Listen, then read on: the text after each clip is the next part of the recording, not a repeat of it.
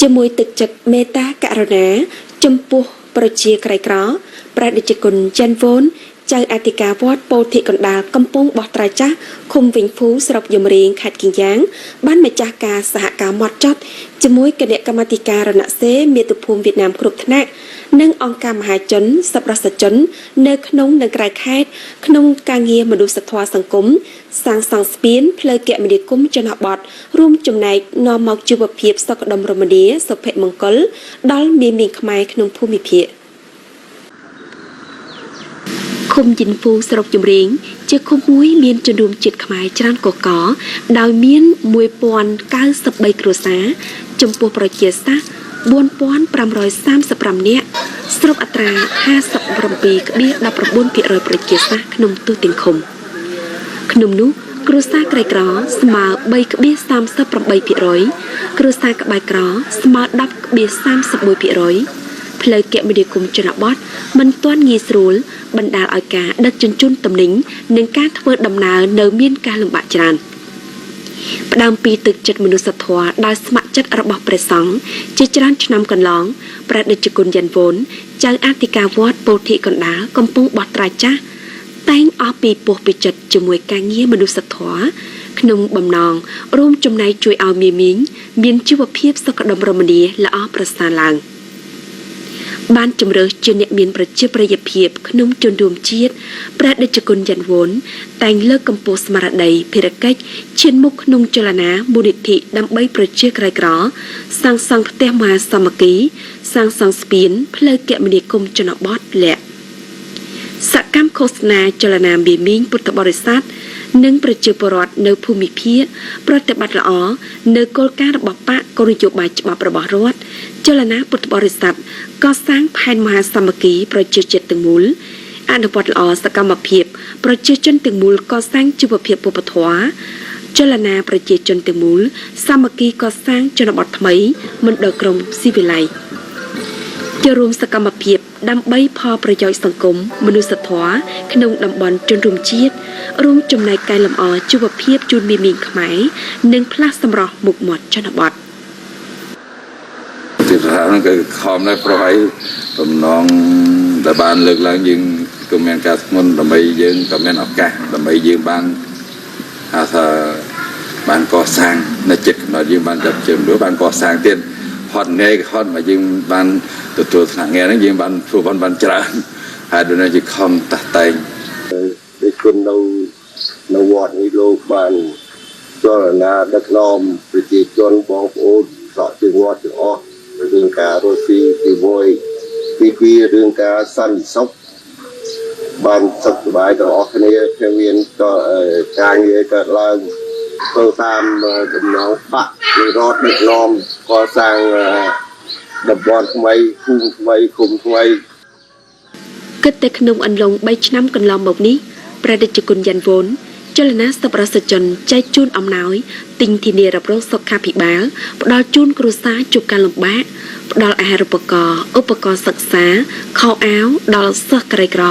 គិតជាប្រាក់ជាង1400លានដុំចលនាសាងសង់ស្ពានក្នុងភូមិស្រុក4ដើមគិតជាប្រាក់ជាង1000លានដុំព្រមជាមួយនោះនៅសហការជាមួយគេហទំព័រ YouTube គូកសុំគួយមីងតៃសាងសង់ផ្ទះ18ខ្នងជូនគ្រួសារមានសភាពលំបាកគិតជាប្រាក់ជិត1000លានដុំនិងចលនាជំនួយអនុវិទ្យាល័យវិញហ្វូទប់មាត់ច្រាំងព្រែកcả đây là gì giúp cho nhà trường rất là nhiều ព្រះតេជគុណបានជួយដល់សាលាជាច្រើនក្នុងការចលនាសប្បុរសជនជំនួយអំណោយបន្ទង់ធូសៀវភៅខោអាវដល់សិស្សសាលានិយាយរួមទៅការងារលំបាករបស់សាលាតែបានព្រះអង្គជួយឧបត្ថម្ភក្រៅពីការគិតគូរជីវភាពប្រជាពលរដ្ឋនៅភូមិភាគព្រះតេជគុណយ៉ាន់វ៉ុននៅជោគចិត្តទុកដាក់ដល់ការរក្សាអត្តសញ្ញាណវប្បធម៌ទំនៀមទម្លាប់ប្រពៃណីខ្មែរក្នុងបណ្ដាថ្ងៃបុណ្យធំព្រះតេជគុណតែងឃោសនាចលនាពុទ្ធបរិស័ទរៀបចំពិធីបុណ្យតាមកិច្ចព្រះពុទ្ធសាសនានិងទំនៀមទម្លាប់ប្រពៃណីខ្មែរ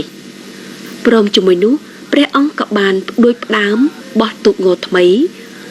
បណ្ដោះពង្រឹងក្រុមទូកង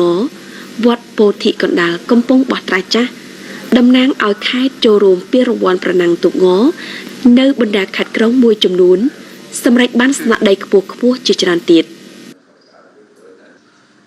ជាមួយការរួមវិភាគទានធំធេងសម្រាប់សាសនាប្រជាជាតិព្រះតេជគុណយ៉ាន់វ៉ុនបានទំនុកចិត្តតែងតាំងជាអនុប្រធានគណៈពុទ្ធសាសនាថេរវាទចំណុះគណៈសប្បុរសធម៌សង្គមមជ្ឈុំសមាគមពុទ្ធសាសនាវៀតណាមនីតិកាលទី9អនត្តកាល2022-2027ព្រះតេជគុណគឺអង្គតំណាងមួយក្នុងចំណោមបុគ្គលគំរូឆ្នើមឆ្នៃ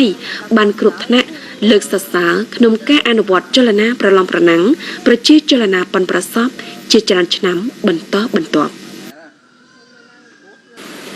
ទស្សនិកជននិងប្រិយមិត្តជាទីមេត្រីជាមួយអ្នកមានប្រជាប្រិយភាពនៅភូមិអាំងបិនឃុំមិនបាស្រុកចៅថាញ់ខេត្តគីយ៉ាងពូយិនជឿងជាជនជាតិខ្មែរចំពោះទូនីតិធ្វើល្អការងារឃោសនាចលនានិងផ្សះផ្សាការទំនាស់វិវាទក្នុងភូមិស្រុកក៏ដូចជាធានាសន្តិសុខសណ្ដាប់ធ្នាប់នៅភូមិភាគផងដែរភូមិអាំងបិនមានប្រជាពលរដ្ឋចំនួន2400គ្រួសារនិងមាន3ជនជាតិកិញ្ញខ្មែរនិងវ៉ាក្នុងនោះជនជាតិខ្មែរសូវអត្រាជាង 70% ជីវភាពរស់នៅរបស់មេមីងក្នុងភូមិសំខាន់គឺប្រកបរបរកសិកម្មការទទួលព័ត៌មានអំពីគោលការណ៍គោលនយោបាយច្បាប់របស់បរដ្ឋមួយផ្នែកណាក៏នៅមានកម្រិតស្ថានភាពទំនាស់វិវាទតិចតួចក្នុងមេមីងជនជាតិក៏មានកើតឡើងខ្លះដែរចំពោះទូរទស្សន៍ជាអ្នកមានប្រយោជន៍ភាពនិងអ្នកមានបទពិសោធន៍ក្នុងការងារចលនាមហាជនពូយិនជឿងបានរួមជាមួយថ្នាក់គណៈបកសាខាបកភូមិឃោសនាចលនាប្រជាពលរដ្ឋក្នុងភូមិស្រុកក្តាប់ច្បាស់អំពីគោលការណ៍គោលនយោបាយរបស់បរដ្ឋនិងចលនាប្រឡងប្រណាំងស្នេហាជាតិក្នុងភូមិភាគពូយិនជឿងតែងគិតថាប្រសិនធ្វើល្អការងារឃោសនាចលនាប្រជាពលរដ្ឋនៅភូមិភាគមូលដ្ឋានហើយគឺការលំបាកយ៉ាងណាក៏អាចសម្រេចជោគជ័យដែរដោយហេតុនោះឆ្លងតាមរយៈចលនាពូបានបញ្យលណែនាំប្រជាពលរដ្ឋក្តាប់ច្បាស់និងប្រតិបត្តិល្អmình cũng đã từng mình làm công an mình cũng đi làm công tác vận động chúng យើងឆ្លប់បំពេញការងារក្នុងនគរបាលឆ្លប់បំពេញការងារចលនាមហាជនដែលស្រឡាញ់អាជីពម្ល៉េះហើយពេលវិលមកភូមិភាគវិញក៏មានកំណត់កិត្តគូដល់ប្រជាពលរដ្ឋកិត្តគូដល់ប្រទេសជាតិបានជាខិតខំចូលរួមការងារក្នុងភូមិស្រុកពិសេសពូយិនជឿងតែបានចូលរួមពេលផ្សះផ្សាដំណោះស្រាយរាល់ដំណោះវិវាទកើតឡើងក្នុងសហគមន៍រួមចំណែកកសាងភូមិស្រុកសាមគ្គីសុខសាន្តជួយលើកស្ទួយចំណេះដឹងរបស់ជនរួមជាតិខ្មែរជឿងnày là người dân tộc Khmer បងជឿងជាជនជាតិខ្មែរផ្លោះហើយក៏តែងរួមចំណែកជួយឧបត្ថម្ភភូមិភាគក្នុងការងារលំបាកក្នុងប្រជាជនដូចជាចំនួនដំណោះវិវាទអ្វីៗក៏ពឹងលើគាត់ជួយភូមិភាគក្នុងការផ្សះផ្សាឃើញថាសម្រាប់ប្រសិទ្ធភាពល្អក្នុងរយៈពេលកន្លងដោយមេមីងជឿទំនុកចិត្តលើគាត់ជាអ្នកមានប្រយោជន៍ភាពទន្ទឹមជាមួយការឃោសនាចលនានិងផ្សះផ្សាសម្រស់សម្រួលក្នុងភូមិស្រុករក្សាសន្តិសុខសណ្ដាប់ធ្នាប់ក្នុងភូមិភាគពូយិនជឿងក៏ធ្លាប់បំពេញការងារជាប្រធានក្លឹបសហករណ៍កសិកម្មក្នុងភូមិចលនាមេមីងជំរុញការផលិតពង្រីកសេដ្ឋកិច្ចគ្រួសារ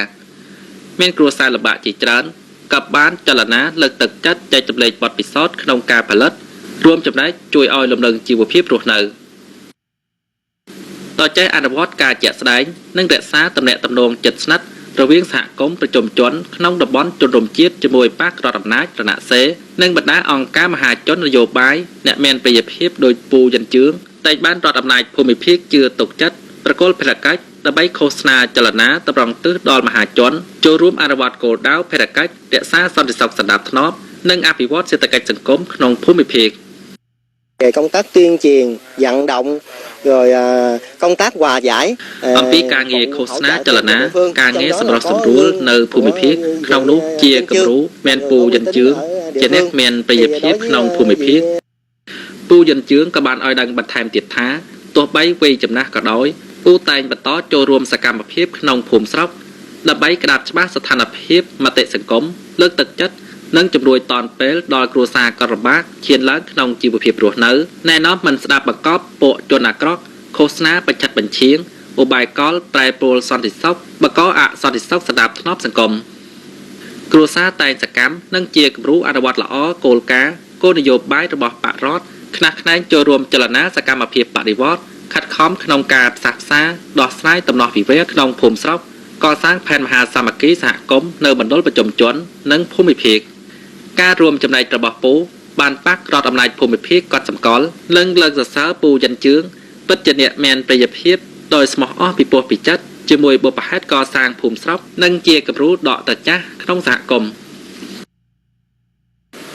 ទេសនិកជននិងប្រិយមិត្តជាទីមេត្រីជាងពាក់កណ្ដាលជីវិតផ្សារភ្ជាប់ជាមួយការងារសង្គមលោកយ៉េងចាងបានមីងភូមិធូដុំឃុំថៃក្វាងស្រុកកវ៉ាវទំនុកចិត្តជ្រើសជាអ្នកមានប្រជាប្រិយភាពក្នុងតំបន់ជនរួមជាតិខ្មែរលើកកម្ពស់តម្លៃរបស់អ្នកមានប្រជាប្រិយភាពលោកយ៉េងចាងមិនរញរាយជាមួយការលំបាកនេះឡើយធ្វើដំណើរទៅដល់គ្រប់ច្រកល្ហោដល់គ្រប់ក្រុមគ្រួសារអំពីវនីមីមីងបងប្អូនលើកកម្ពស់ស្មារតីសាមគ្គីខិតខំឈានឡើងដល់ខ្លួនឯងខិតខំពលកម្មផលិតសន្សំសំចៃដើម្បីកសាងឃុំថៃក្វាងឲ្យកាន់តែអភិវឌ្ឍសម្បូរសប្បាយលោកចន្ទរាងធ្លាប់ជាលេខាគណៈកម្មាធិការបកឃុំថៃក្វាងស្រុកកវ៉ាវក្នុងពេលបំពេញតំណែងលោកតែងតែបំពេញតួនាទីភារកិច្ចរបស់លេខាគណៈកម្មាធិការបកឃុំអស់ពីពោះពីចិត្តបម្រើផលប្រយោជន៍ស្របច្បាប់របស់ប្រជាជនលោកតែងតែមឹងម៉ាត់ក្នុងការសិក្សាស្រាវជ្រាវមាគ៌ាគោលការណ៍របស់បកគោលនយោបាយច្បាប់របស់រដ្ឋសេចក្តីសម្រេចចិត្តស្រាវជ្រាវរបស់ថ្នាក់លើព្រមជាមួយនោះក្តាប់ច្បាស់សមត្ថកិច្ចភារកិច្ចរបស់បកភិកសាខាបកថ្នាក់របស់ខ្លួនដើម្បីអនុវត្តដោះស្រាយការងារដោយប្រសិទ្ធភាពក្តាប់ច្បាស់និងតាមដានស្ថានភាពបកភិកអង្គការបកក្រមអាវ៉ាតនិងប្រជាជនលើភូមិសាស្ត្រក្នុងដំណាក់កាលបំពេញការងារលោកបានដឹកនាំអនុវត្តជោគជ័យនៃសេចក្តីសម្រេចចិត្តដាក់ចេញ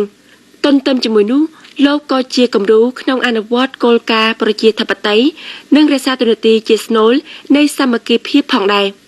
អាស្រ័យហេតុនោះលោកតែងបានកម្មាភិបាលបកជននិងប្រជាជនគោរពរាប់អានសប្តាហ៍នេះទោះបីមិនទទួលតំណែងក្នុងប្រព័ន្ធនយោបាយទៀតក៏ដោយប៉ុន្តែលោកនៅតែជាបកភិកឆ្នាំមានការរួមវិភាគយ៉ាងសកម្មក្នុងចលនានិងសកម្មភាពរបស់ភូមិភាគ Rồi bản thân trong cái địa bàn của xã Thới Quảng này để xây nhắm tayចូលរួមជាមួយឃុំថៃវ៉ាងក្នុងការចលនាកសាងផ្លូវគមនាគមន៍ជនបទនិងចលនាផ្សេងៗទៀតដើម្បីកសាងឃុំថៃវ៉ាងពីមួយថ្ងៃទៅមួយថ្ងៃកាន់តែអភិវឌ្ឍលើគ្រប់វិស័យដូចជាពង្រីកសេដ្ឋកិច្ចគ្រួសារបង្កើតសហករណ៍ក្រុមសហការផលិតលើកទឹកចិត្តកូនចៅរៀនសូត្រចាប់ដើម xây dựng cái tổ hợp tác xã dân dân ប្រកាសគួរឲ្យលើកសរសើររបស់លោកចាងគឺស្មារតីបរិច្ចាគមិនចេះនឿយហត់ចំពោះសង្គមឡើយទោះបីលោកមានអាយុជាង70ឆ្នាំហើយក៏ដោយប៉ុន្តែលោកនៅតែបម្រើជាតិបម្រើប្រជាជនដោយអស់ពីពោះពីចិត្តដោយកេរ្តិ៍ឈ្មោះលោកបានសាងឡើងក្នុងរយៈកាលជាច្រើនឆ្នាំលោកបានមានទំនុកចិត្តជ្រើសជាអ្នកមានប្រជាប្រិយភាពក្នុងតំបន់ជនជាតិភាគតិចបន្តទៀតនិងជ្រើសធ្វើជាគណៈកម្មការវត្តកំពង់ក្របីនេះជាអារាមដ្ឋានដែលបានរៀបចំណាត់ថ្នាក់កេរដំណែលជាតិនិងជាទីកន្លែងដែលមានមីងខ្មែរចូលរួមប្រជុំជីវភាពជំនឿសាសនាច្រើនកកកផងដែរដើម្បីកសាងវត្តអារាមធំទូលាយស្រស់ស្អាតព្រះរាជគុណជើងវងទុងព្រះហូសូតវត្តកំពង់ក្របីមានការរួមវិភាគយ៉ាងច្រើនក្នុងការគៀគួរថាវិការសាងសង់លោកចន្ទរាងព្រមជាមួយគ្រូអាចារ្យគណៈកម្មការវត្តទទួលបន្ទុកផ្នែកភូមិភាគជារៀងរាល់ថ្ងៃលោកតែងទៅវត្តរៀបចំការងារនិងចលនាមីងចូលរួមកសាងឧបដ្ឋានសាលាឲ្យបានសម្រេចនិងដាក់ឲ្យប្រើប្រាស់ក្នុងពេលឆាប់ ngày thì nhờ anh Trang của ổng là đóng góp និយាយរួមគឺបានបងចាងអំពីវិនិយោគបងប្អូនញាតិមិត្តជិតឆ្ងាយក្នុងមួយថ្ងៃចំនួន20នាក់ទៅវត្តជារៀងរាល់ថ្ងៃដើម្បីជួយកសាងឧបដ្ឋានសាលាឲ្យបានសម្រេចរុករលក្នុងពេលឆាប់ bên kia rồi bây giờ vô làm ở bên đây nữa ក៏ដូចជាកសាងនៅរាជវត្តកសាងស្ពាននៅសប្តាហ៍ថ្ងៃនេះក៏បានកសាងនៅឧបដ្ឋានសាលាពីរខ្នងមានចំនួនជាង 1000 ម៉ែត្រការ៉េហើយនៅក្នុងនោះក៏មានគណៈកម្មការយោមវត្តពុទ្ធបរិស័ទជាពិសេសមានតែញោមត្រាងជាប្រធានអនុប្រធានគណៈកម្មការវត្តស្រីសួស្ដីកំពង់ក្របីហើយបានដឹកនាំពុទ្ធបរិស័ទក៏ជាការសាមគ្គីភាពមិត្តភាពរវាងព្រះសង្ឃហើយជាមួយតែញោមត្រាង ក៏ដូចជាដឹកនាំពុទ្ធបរិស័ទចូលរួមកសាងដើម្បីថែរក្សានៅវប្បធម៌ប្រពៃណីសាសនារបស់យើង ក្នុងការអនុវត្តកម្មវិធីគោលដៅជាតិអំពីកសាងជនបទថ្មីលោកចិនចាងក៏ជាកត្តាយ៉ាងសកម្មក្នុងការចលនាមាមីងបរិច្ចាគដីរួមកម្លាំងពលកម្មកសាងសំណង់គមនាគមន៍ជនបទធារាសាស្ត្រភូមិសាស្ត្រការរួមបញ្ចូលគ្នារវាងរដ្ឋនិងប្រជាជនរួមធ្វើបាននាំមកនូវលទ្ធផលយ៉ាងសកម្មបច្ចុប្បន្នទូទាំងស្រុកមាន 100% ដងផ្លូវឃុំភ្ជាប់ឃុំនិង 69% ដងផ្លូវភូមិភ្ជាប់ភូមិបានកសាងរឹងមាំ សំណង់ស្ពានផ្លូវថ្នល់គមនាគមន៍ជនបទបានចាក់បេតុងរឹងមាំជួយឲ្យការធ្វើដំណើរដឹកជញ្ជូនទំនិញរបស់ប្រជាជនបានងាយស្រួលជាងហេដ្ឋារចនាសម្ព័ន្ធបានវិនិយោគទូលំទូលាយនិងព្រមគ្នាអត្រាគ្រួសារក្រីក្ររបស់ឃុំបានកាត់បន្ថយច្រើនចំនួនគ្រួសារសម្រាប់និយមគ្រួសារវប្បធម៌ស្របអត្រា 96% សន្តិសុខការពារប្រទេសបានរក្សាពង្រឹងថ្មីនេះលោកចិនចាងបានបន្តចលនាមាមីងបង្កលក្ខណៈងាយស្រួលសម្រាប់អង្គភាពសាងសង់ពង្រីកបំពង់ទឹកស្អាតទៀតផង đã thống nhất để tuyến đường đi ngang បន្ទាប់ពីបានបំចាងក៏ដូចជាថ្នាក់ដឹកនាំឃុំចលនាបង្កលក្ខណៈងាយស្រួលដល់អង្គភាពសាងសង់ពង្រីកបំពង់ទឹកស្អាតប្រជាពលរដ្ឋនៅភូមិសង្ដុំ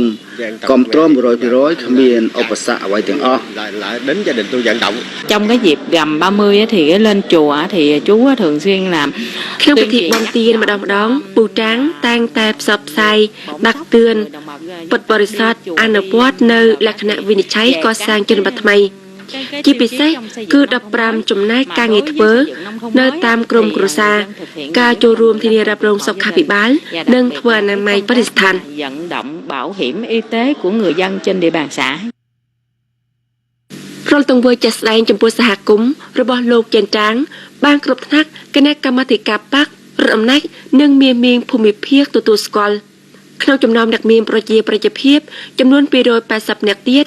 លោកចិនចាងនឹងមានកិត្តិយសលើកដំកើងក្នុងអង្គសន្និបាតលើកសរសើរអ្នកមានប្រជាប្រិយភាពក្នុងតំបន់ជនជាតិភាគតិចខេត្តគីយ៉ាងដំណាក់កាល 2018-2023 នេះជាសក្ខីភាពច្បាស់លាស់នៃការយកចិត្តទុកដាក់របស់បករដ្ឋអំណាចគ្រប់ថ្នាក់ចំពោះអ្នកមានប្រជាប្រិយភាពព្រមជាមួយនោះជាធម្មវ័នសម្រាប់លោកចិនចាងក៏ដូចជាអ្នកមានប្រជាប្រិយភាពផ្សេងៗទៀតបន្តខិតខំដើម្បីគោលដៅប្រជាជនមានបានប្រទេសជាតិខ្លាំងក្លាប្រជាធិបតេយ្យយុត្តិធម៌អរិយធម៌ទរទស្សនិកជននិងប្រិយមិត្តជាទីមេត្រីក្នុងកម្មវិធីផ្សាយជាភាសាខ្មែរនៃស្ថានីយ៍វិទ្យុនិងទូរទស្សន៍គីយ៉ាងនាពេលនេះក៏សូមបញ្ចប់តែត្រឹមនេះសូមថ្លែងអំណរគុណអស់លោកអ្នកនាងនិងប្រិយមិត្តដែលបានជួបចិត្តទុកដាក់តាមដានកម្មវិធីរបស់យើងខ្ញុំនាពេលនេះនាងខ្ញុំសូមអរកាយជម្រាបលា